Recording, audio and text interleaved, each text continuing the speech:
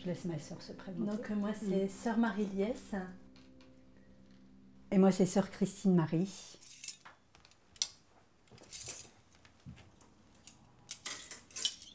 Alors la manière dont le monastère est conçu, c'est qu'il y a effectivement une partie accueil.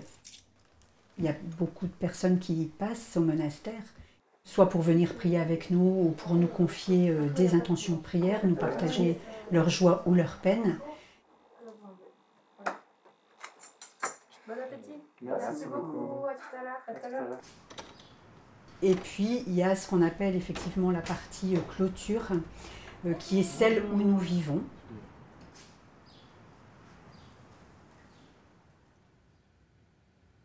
La journée commence par un temps de prière personnelle, à partir de 5h30 le matin.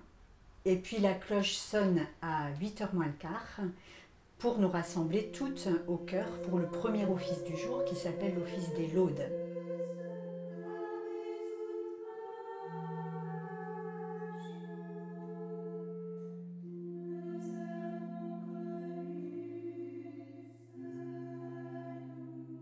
Et puis après, c'est le travail qui commence.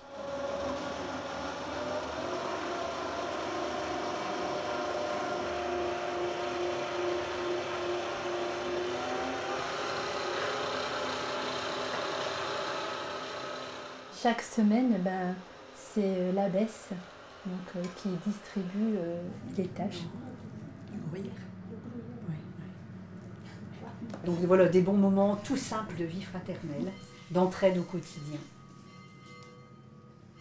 La vie fraternelle, c'est vraiment la grâce de notre forme de vie. Nous ne nous sommes pas choisis. Et donc c'est vraiment le défi qui est à relever, c'est de réussir à vivre ensemble en sœurs.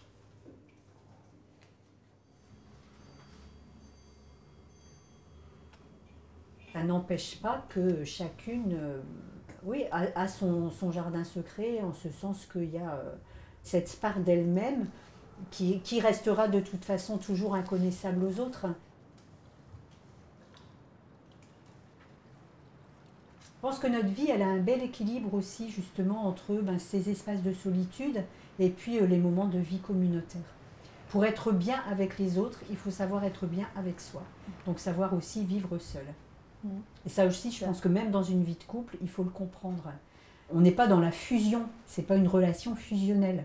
Une vraie vie relationnelle, elle suppose qu'il y ait un espace personnel pour chacun qui fonde une vraie rencontre et une vraie relation avec l'autre où chacun est vraiment lui-même.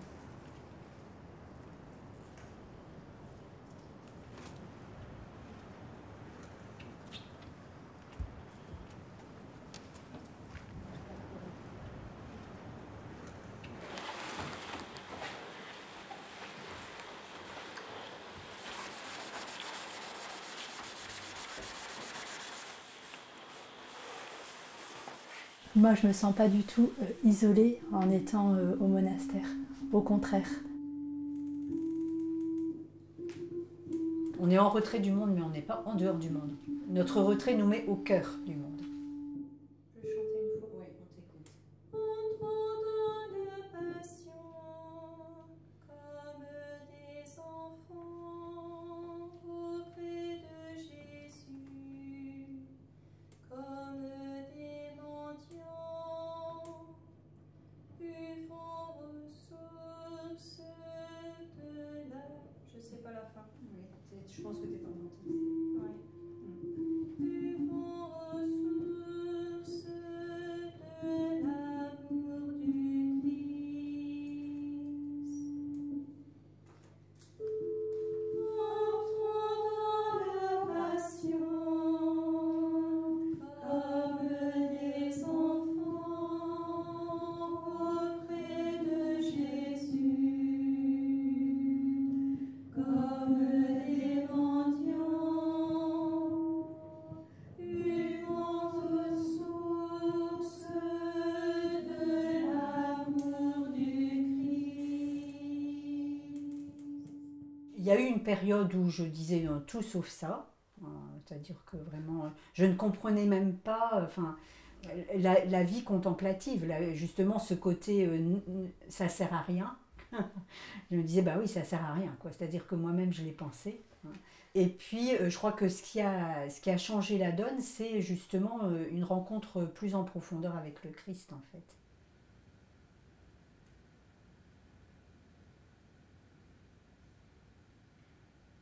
Le fait de travailler, moi j'ai travaillé 1 an, donc c'est pas beaucoup, mais bon, j'ai eu le temps de m'installer, j'avais mon appartement, ma voiture, mes amis.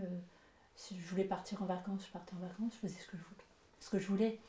Et puis, en fin de compte, je cheminais, et puis le jour de mon entrée arrivait. Et là, je me suis dit, il faut rendre les clés de la voiture, on rend les clés de l'appartement, et tout doucement, on se dépouille pour faire le grand pas, le saut dans l'inconnu, malgré tout, même si on y a cheminé. Mais en fait, ça, on respire.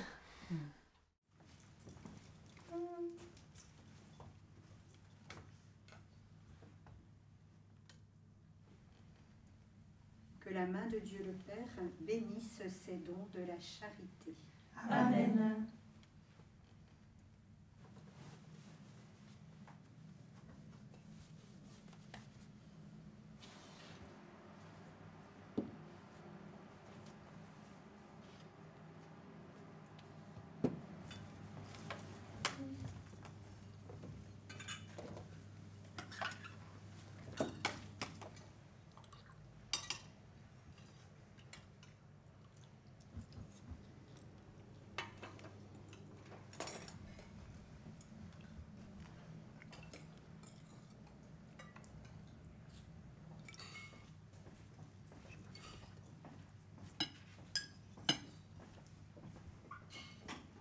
Moi, il y a une parole qui m'a beaucoup aidée, c'est quand, la veille de mon entrée, donc j'avais un petit peu le cafard.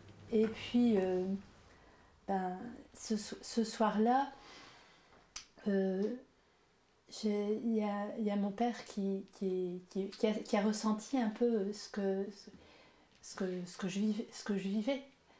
Et il m'a dit, si tu n'es pas heureuse, tu peux revenir à la maison.